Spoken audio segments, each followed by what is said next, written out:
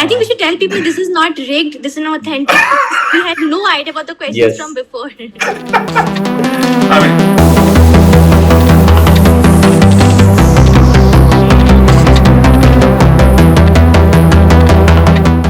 hello, everybody, and welcome back to the Berryvengers podcast. This is episode 4 of an 8-part series, and all of our episodes are on different topics, so please make sure to check them out. This episode has been a bit more delayed because of some issues that we had to deal with on our back end, but nonetheless, we're back. And our topic for today is going to be around the secret sauce behind GameBerry's profitable acquisition strategy. So far we've gone into the design department, we've gone into the art department, so now we're heading on to the marketing department. And we've chosen two of the most ideal guests, I think, that could talk to us about this. So first off, we have Pradeep Gupta, who heads the entire marketing team in GBL. So Pradeep, you can tell us a little bit about you. Sure. Saurav, first of all, thank you for inviting us over here. It's definitely been a privilege. So to tell you about myself, myself Pradeep. I've been associated with gaming industry for like last 7 to 8 years and 5 to 6 years with GameBerry Labs.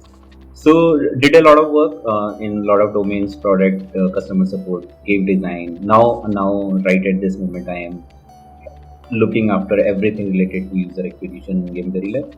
And yeah, enjoying the work over here. So that's about it, guys. That's a lot of experience. Wow.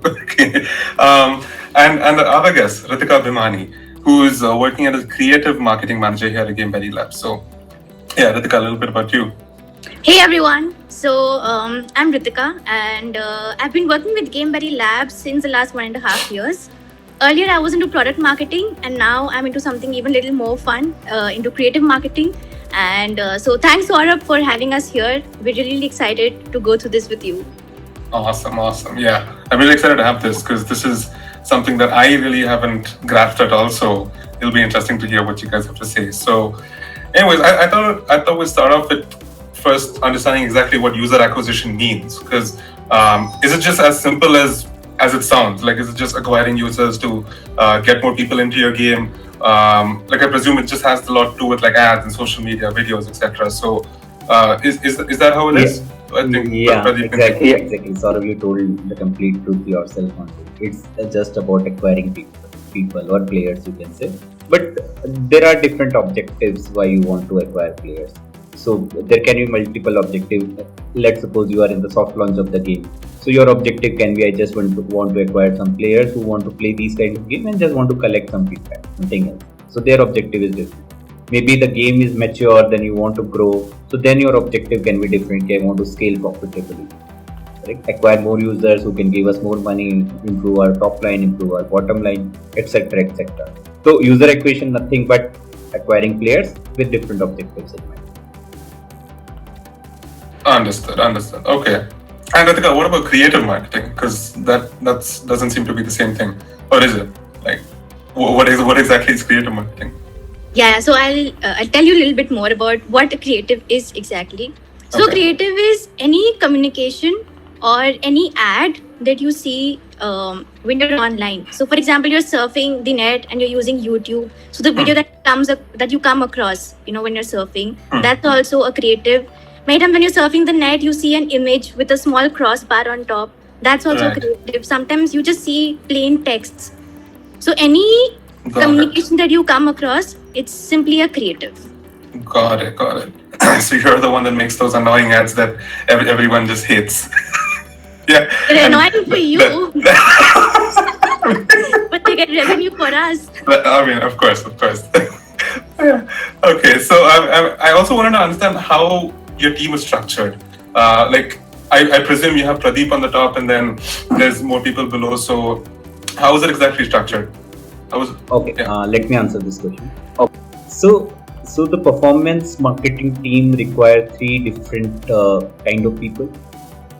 So first kind of people are the people who can run campaigns, optimize those campaigns, work with different channels like Facebook, Apple, etc., Snapchat, etc. So these are typically called campaign managers or performance marketing managers. Then the second bunch of people are called creative marketing managers. So their work revolves around doing a lot of research around what kind of creatives we should make, what should be our communication should be, what kind of text should we do. So these guys conceptualize our entire branding and communication, the kind of communication that will go on our creatives. So these are the second kind of people. And there are third kind of people who actually do the execution part of ads. Let's suppose if you want to create some image, or if you want to create some videos. So when you create a video, you require a motion graphic work, or you require a graphic design work, or art assets work. So that is the third kind of people. So there are three parts.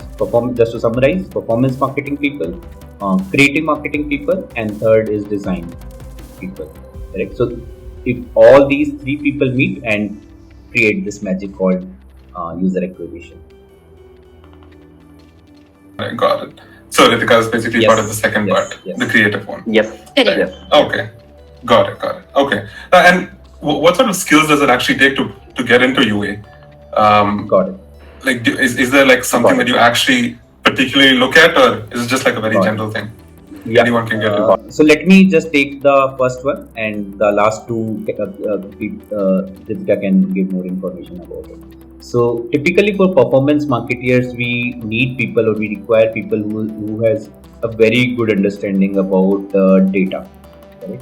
So these the guys who have very good logical skills, mathematical skills, who can slice and dice through the data, come up with the insights, can come up with these kind of insights that our campaigns performing in Brazil with in a demography of 20 to 25 years old and with this CTR. So this kind of precision we need while running campaigns, and the guys who can pull it off should have very good data skills. So yeah, that's the skill set required. So that basically that whole thing is just fully It's data. fully data driven. And if you have logical skills and you can do you can slice and dice through the data, you will be successful in this job. Right. So Got it. next two, yeah. And Ritika, what about yeah. So for creative marketing, as the name suggests, because it involves a lot of creativity, it goes hand in hand with psychology. So the foremost skill is to try and understand the players as much as possible. For example, like what are their motivations? Why do they play games? Right. So once you have those things clear in your mind, then it becomes easier to figure out what communication you want to go out and present over there. Right. The second thing is a person should be really having aptitude in doing research. You need to know what kind of creatives are being done by the other gaming studios, what's working for them, what's not working for them, and then how can you adapt those concepts, and how can you take inspiration from them for your creatives. And the third thing, which is almost equally important, is I really believe in this, is the power of visualization. Like you should be able to really imagine and visualize your thoughts and ideas so clearly, so that the design team can also visualize the same thing and produce the output. It goes hand in hand. I mean, what you visualize should be exactly the same as what's going on in the other person's mind. So that's about creative marketing. And now coming to the third one, that's the team which executes all the ideations and the concepts. That's the design team. So there, the major skills are, for example, motion graphic designing. Someone's who's into motion graphics, and any kind of artist or anyone who's into different kinds of 2D or 3D animations. They club together and can produce the output in terms of the creative. So they are the technical soldiers for our team. Understood. So I actually, when you were talking about psychology, it's whatever you said was basically what I do as a game designer, and except I just want to understand how different is it? Because can a game designer actually become a creative marketing person? Like, can they get that job? Okay, so obviously the step one is to try and understand the user motivation, the user behavior, right? Then the next step is to figure out of those different motivations, which of those can fit into our game, and then how should we communicate to that kind of audience. Right. So understanding the psychology part is definitely important, but it's also equally important to try and understand how should we communicate and what should we communicate to them so that they get engaged in our creative. Right. So it's a hand-in-hand process. Like, for example, maybe you and I figure out that there is an audience who would like to play Parcheesi Star, which is our game, maybe because they love challenges. They want to bring out the competitive streak when they're playing the game, right? Yeah. So now the next step is to figure out what should our message be so that they are compelled to click on our ad and install the game. So for such kind of an audience, we will show say 2 or 3 people playing the game, and it's a very aggressive kind of an environment. Then we'll show some captivating captions like can you do it better, or are you having a bad day? So that's the way you make that audience even more engaging, and then you try and get them to install your game by clicking on the ad. Okay. That's very interesting, because that just resonates with me so much as a game designer. So that's cool. And also, I was also wondering whether user acquisition is more needed before the release of a game, or would it be more required after the release of a game, or like when you already have a good user base? Because like we recently did a deconstruction of a game called Empires and Puzzles, and it's all out there, where their UA was amazing, where they first off just let the UA do whatever they wanted. They didn't care if the UA showed characters that weren't even present in the game, mechanics that weren't even present in the game. They didn't have to have any real idea about the game, but just market it as they wanted.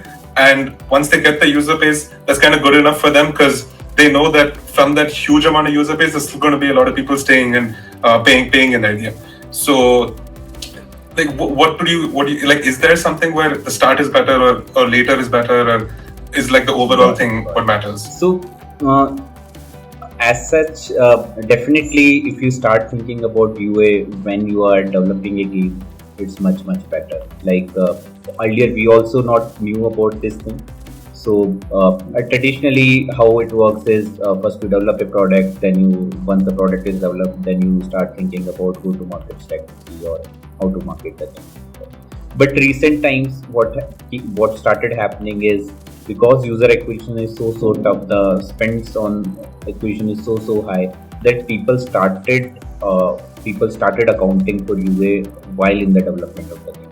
So developers run lots of experiment that what kind of character that people would like to interact more, what kind of color will appeal to people more, whether they want to play in a portrait mode or a landscape mode.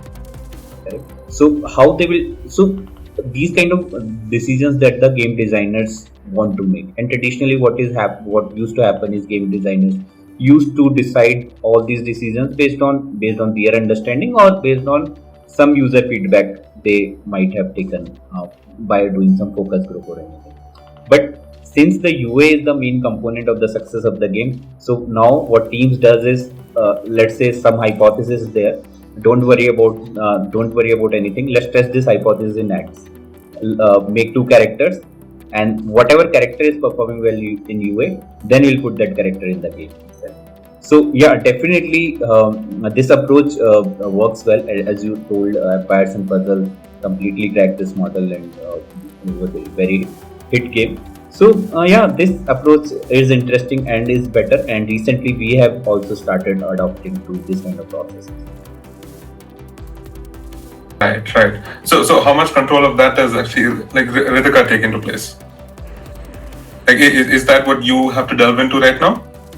Correct. So we keep experimenting with different themes. Like for example, we try out creatives targeting say popular festivals so that people can relate to their culture being portrayed in our creatives.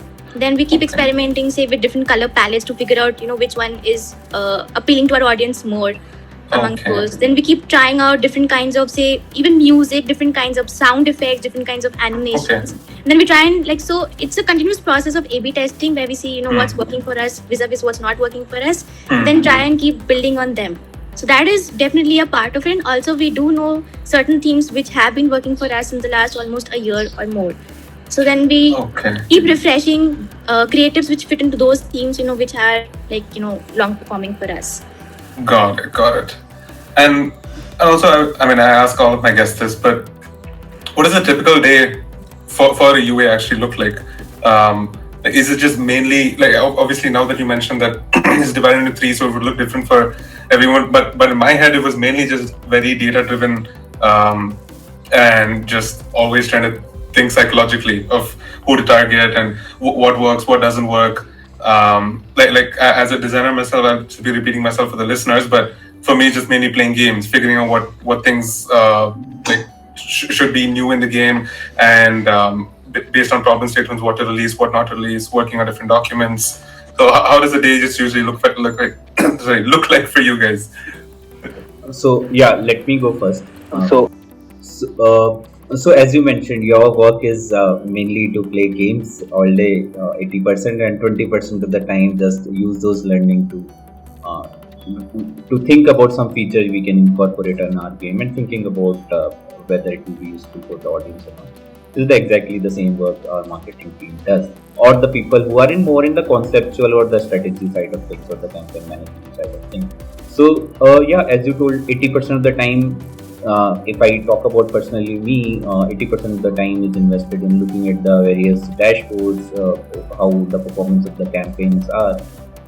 Looking at also, it's important we keep track of how the product is doing, what are the different metrics of the product as well.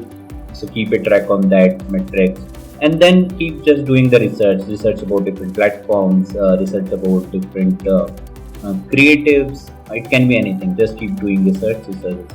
And rest 15% of the time, it's about maybe changing those small details in the campaign. Maybe for example, maybe we are not getting traffic on one particular campaign we have launched. So my job will be maybe adjust a bit a little bit. Maybe spend more money there to acquire one user to improve the scale of that campaign.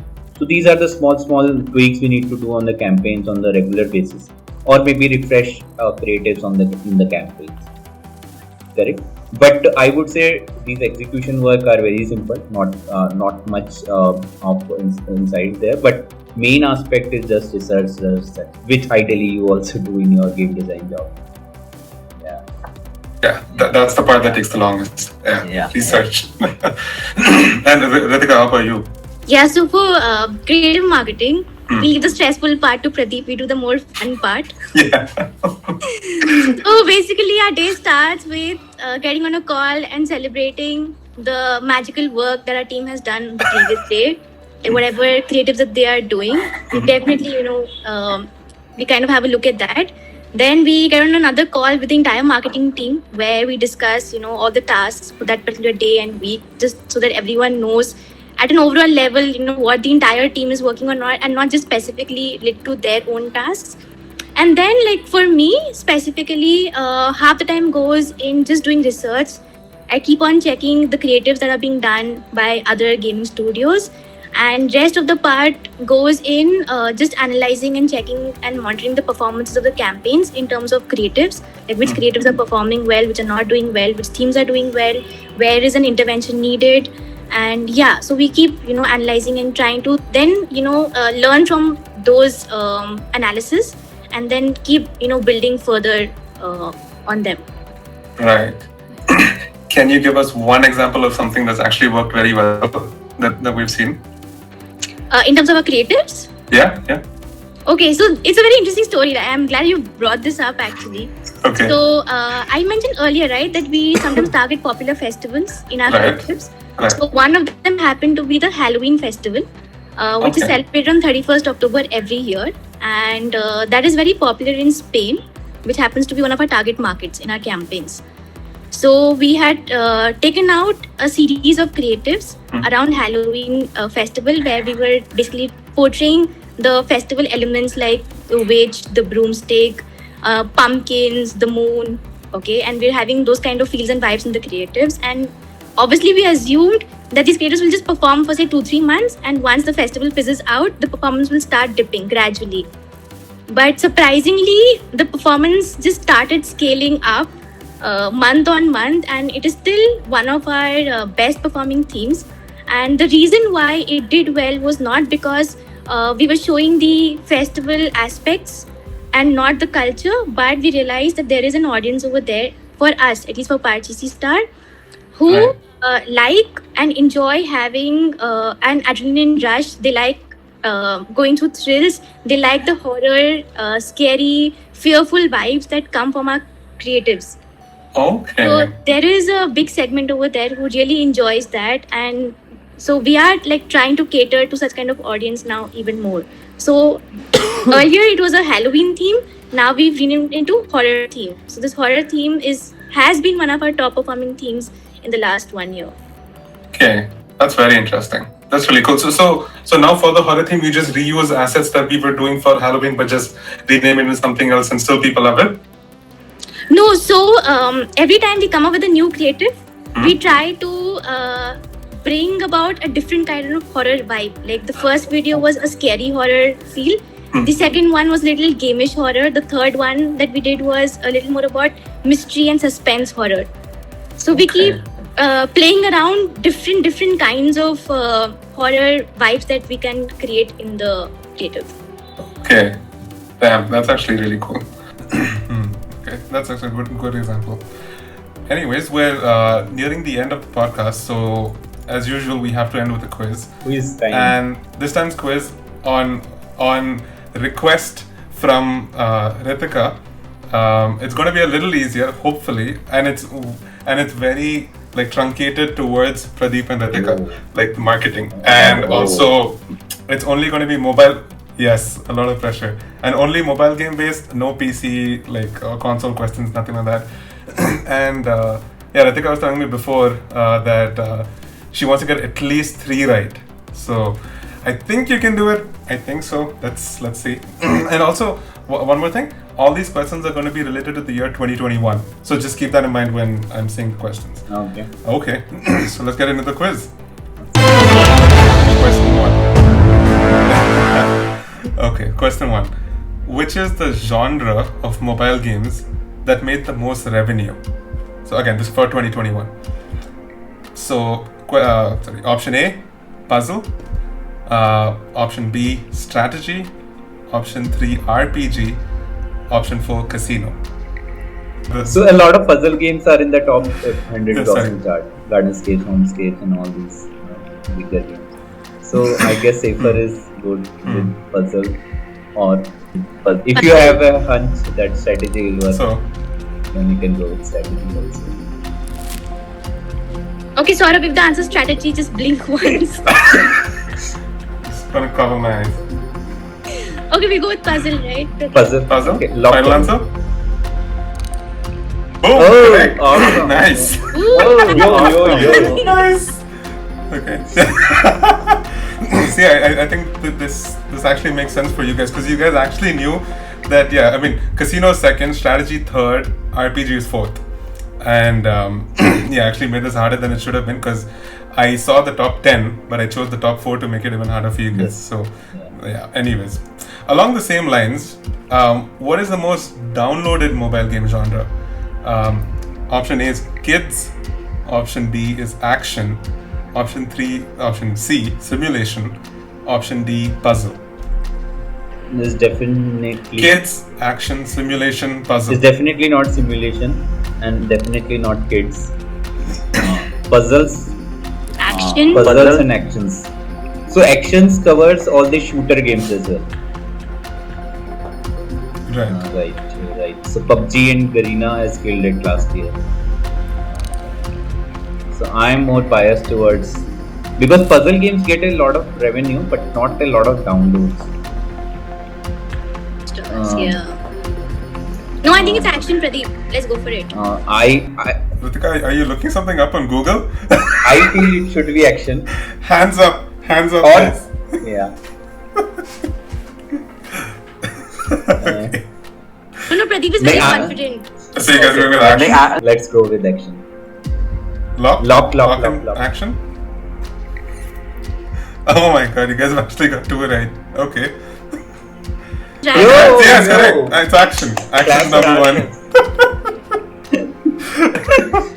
1. So, actually, puzzle was second, simulation was third, and kids was fourth. Yes.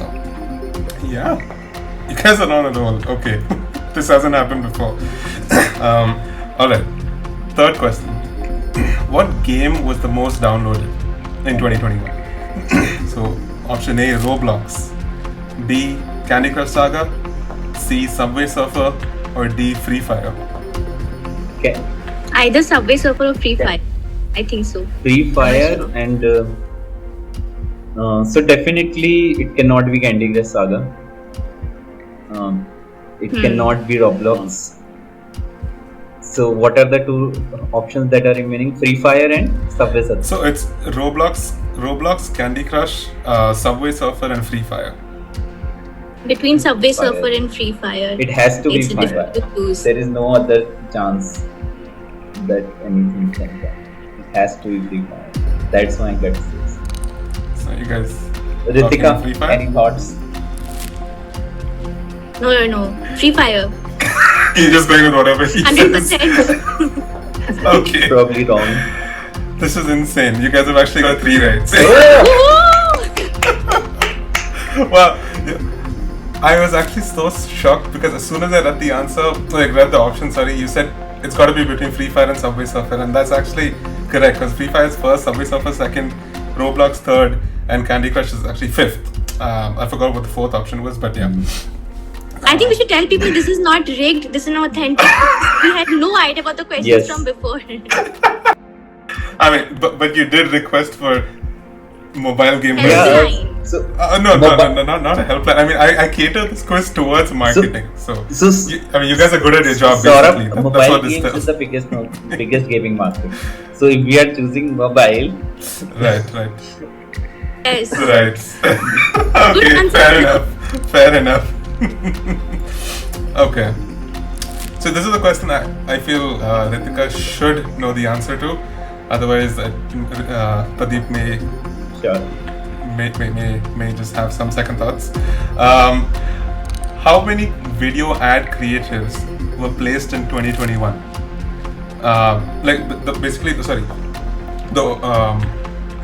Okay, you'll know when I read the options. Sorry. So option A, 6 million. Option B, 10 million.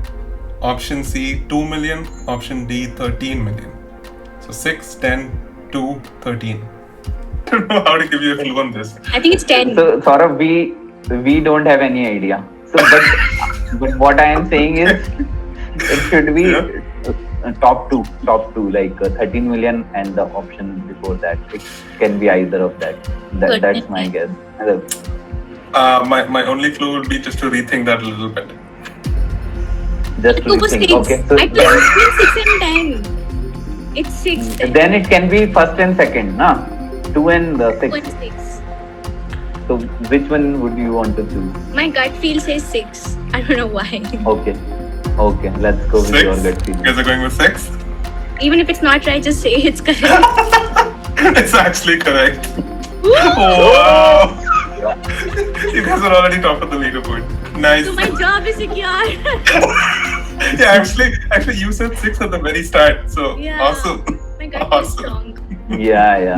My gut feeling was wrong here. Last Okay, two. this question, I wanted to add a sort of easy question, so I think you guys will definitely get all 5 right. So, which is the top country for eCPM, which basically means cost per impressions per 1,000. So, We know that got it. song. okay, no, it's not for you guys, obviously, it's for the listeners who Joke. don't know that. Okay, so option A, South Korea. Option B is Japan. Option C, United States. Option D, Australia. South Korea, Japan, This is very tough. US, This Australia. is, I think, is the toughest question. Really? I thought this was the easiest. Okay. Highest Japan can be. Australia cannot be. Australia is out. Okay. It has to be between US, Korea and Japan. And Korea and Japan, if I compare, I guess Japan should be higher. Pradeep, should So- US be the highest? Like in our campaigns also we see. Because we don't run campaigns in Japan and Korea, no? Once we start running campaigns there, then you can see. Which has higher population, Ritika, Korea or Japan?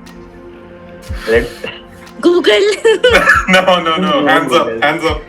No, we No, couldn't. no. No Googling. Google, no Google, yeah. I think Japan. will You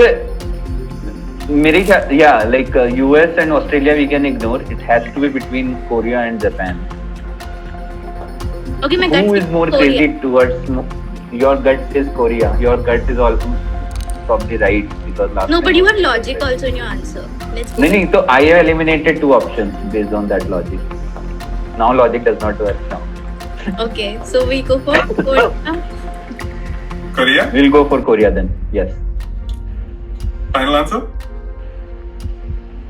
Yeah. You sure? Okay. Sure? One last chance. Yeah, it's Korea. Oh, is he doing that Amitabh Bachchan trick? If answer is wrong, then Can we get a helpline at least? We deserve it, Saurabh. No one- yeah, I'm feeling it Japan. I am saying it is going to be Okay. wrong if you say Korea. It has Let's to go be for Japan. Japan. Okay, And I'm then taking don't get that as a surprised. final answer. I've given you enough Which- chances. Japan. Final answer. Japan. Okay, Okay, let's go Japan, with that. final answer. Unfortunately, that's wrong. Pradeep, I was right. No, it's not. Korea's fourth. So Korea fourth, Australia third, Japan second, United States number one. See, we don't need to run campaigns. It was US. Korea. Exactly. You guys disregard the US That- so quickly. that- The thing is, sorry. Yeah, go ahead. And the thing is, actually, the difference, I can tell you the dollar value difference. And like the fact that he disregarded US, I was shocked because so South Korea on fourth has $8.23 per 1,000 users. Australia has $9.93. Japan has 9.92.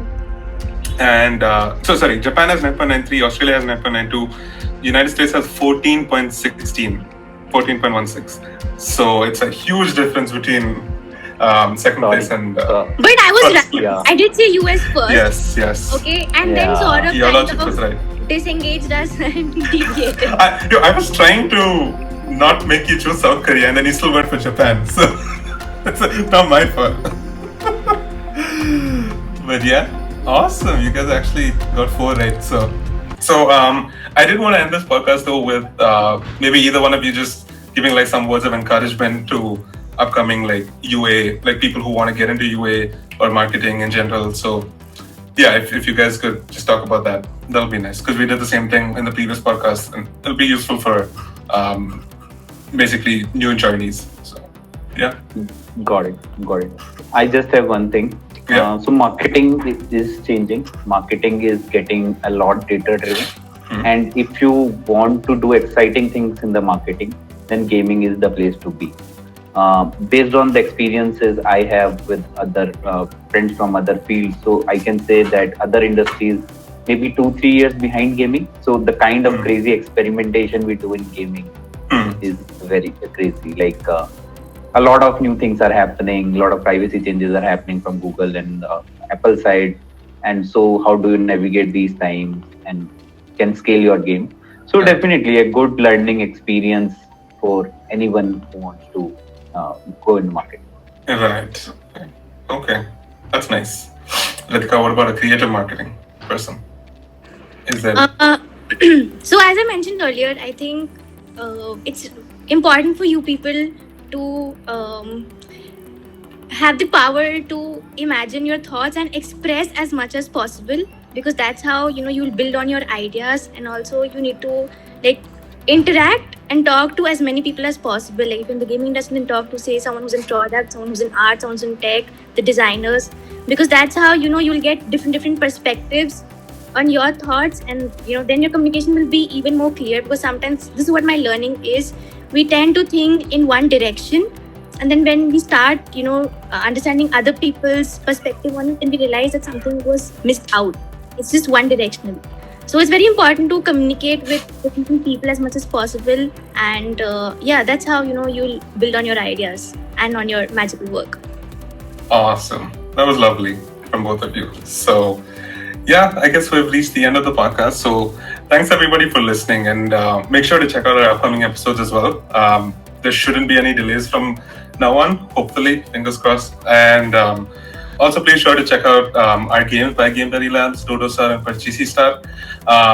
they're both really fun games in their own respects. So yeah, and also a huge thanks to our guests Pradeep and Ritika for giving us some of their time to tell us a little bit about marketing. So thank you, Pradeep. Thank you, Ritika.